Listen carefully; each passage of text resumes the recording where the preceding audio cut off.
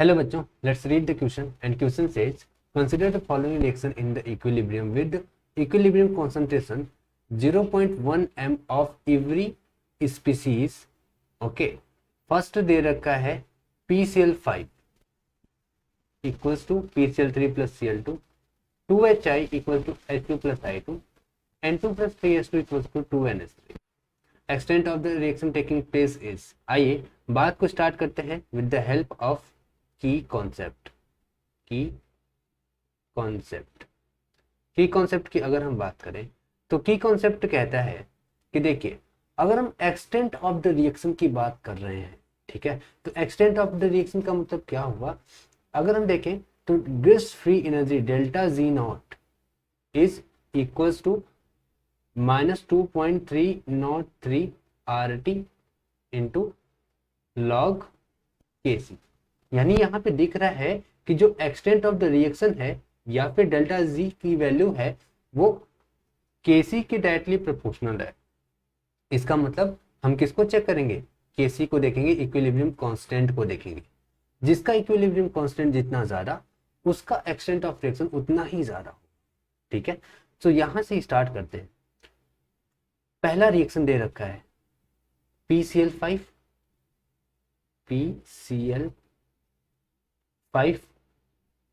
Equals to PCl3 plus Cl2।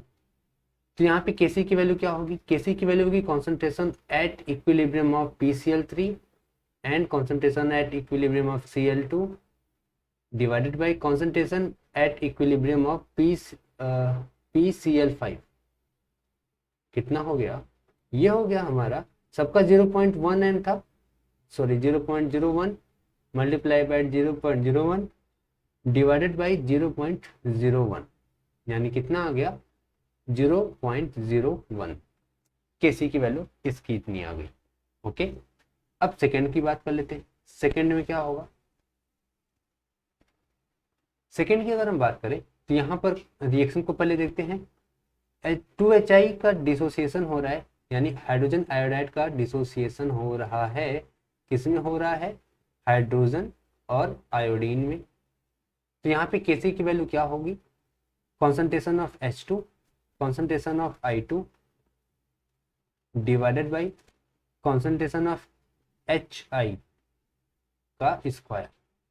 मतलब यहाँ पे आ गया 0.1 0.01 मल्टीप्लाई बाई 0.01 डिवाइडेड बाई 0.01 का स्क्वायर, यानी it is equal to 1। Third case देखते हैं। थर्ड में क्या दे रखा है? थर्ड में दे रखा है formation of ammonia by Haber's process, that is N2 plus 3S2 equals to 2NH3। अगर हम यहाँ पे Kc की वैल्यू निकालें तो Kc इक्वल्स टू क्या हो जाएगा? Kc इक्वल्स टू हो जाएगा कॉन्सेंट्रेशन ऑफ NH3 का square divided by concentration of N2 और concentration of H2। So it is equals to, यहाँ पर अगर हम करें तो 0.01 का स्क्वायर डिवाइडेड बाई 0.01